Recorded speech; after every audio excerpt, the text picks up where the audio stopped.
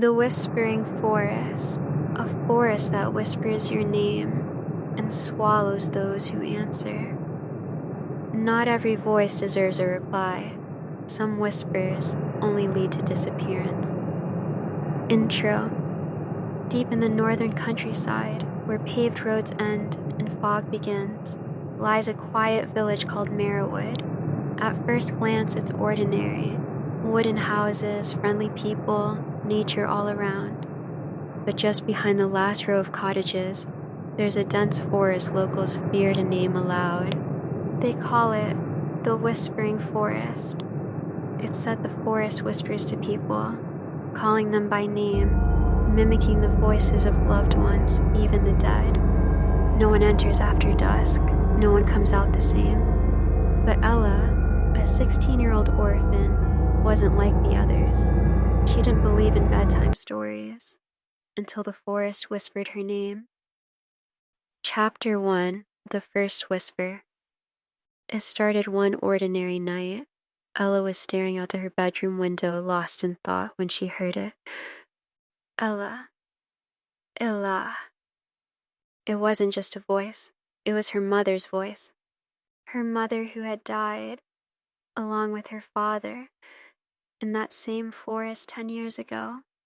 Everyone had told her it was a tragic accident, but no one ever found their bodies.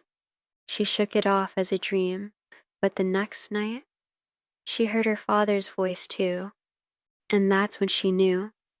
Something was calling her. Chapter 2, Into the Forest. Ella approached her grandmother the next morning. The old woman stiffened the moment she mentioned the forest. The forest only whispers to the ones it wants, her grandmother said.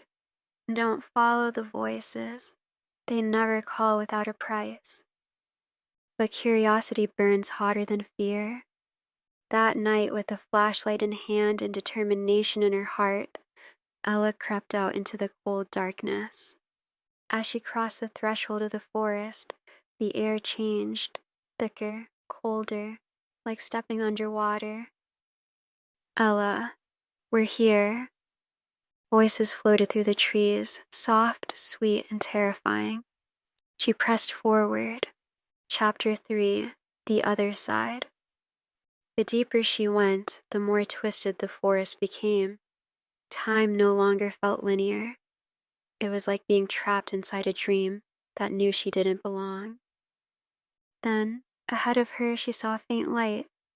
A cabin. Old, rotting, and familiar somehow. She opened the creaking door, and there they were.